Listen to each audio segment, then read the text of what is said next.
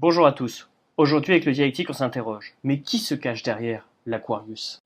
Comme vous le savez sans doute déjà, l'Aquarius est un bateau de l'association SOS Méditerranée, une association qui s'est donnée pour objectif de secourir les migrants en mer Méditerranée.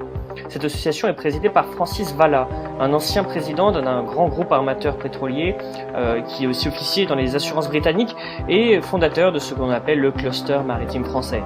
Loin d'être un simple philanthrope, Francis Valla est plus proche des grands groupes et des grands milieux d'affaires.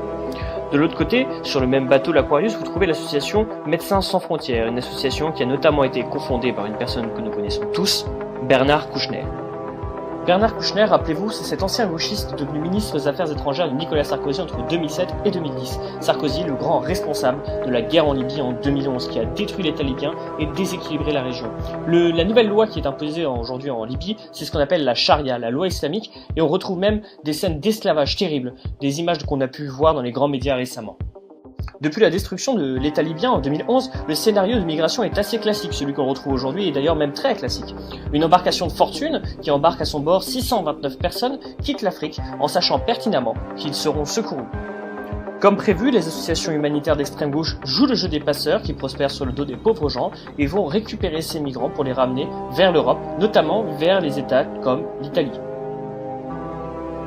Sauf que, pas de bol pour les mafias de passeurs, cette année le peuple italien, là de voir se déverser des centaines de milliers de migrants sur les plages italiennes, a décidé d'amener au pouvoir un gouvernement relativement sceptique sur les bienfaits de l'immigration.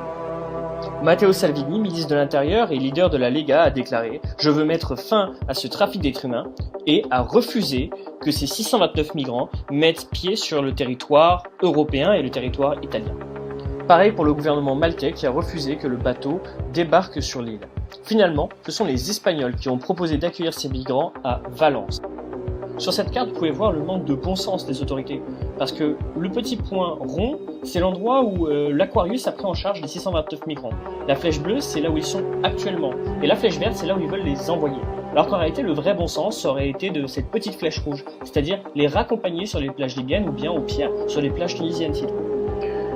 Pour terminer, je vous laisse avec ces quelques chiffres qui illustrent bien les défis qui s'imposent à nous et qui vont continuer à s'imposer à nous dans les décennies à venir concernant les grandes migrations, notamment la grande migration africaine. 45% des Africains entre 15 et 25 ans veulent quitter leur pays pour venir en Occident. En sachant qu'il y aura 2,5 milliards d'Africains en 2050, ça veut dire que nous aurions plus de 1 milliard d'Africains à accueillir, c'est-à-dire 2 fois la population de l'Europe actuelle. Alors ne vous laissez pas embobiner.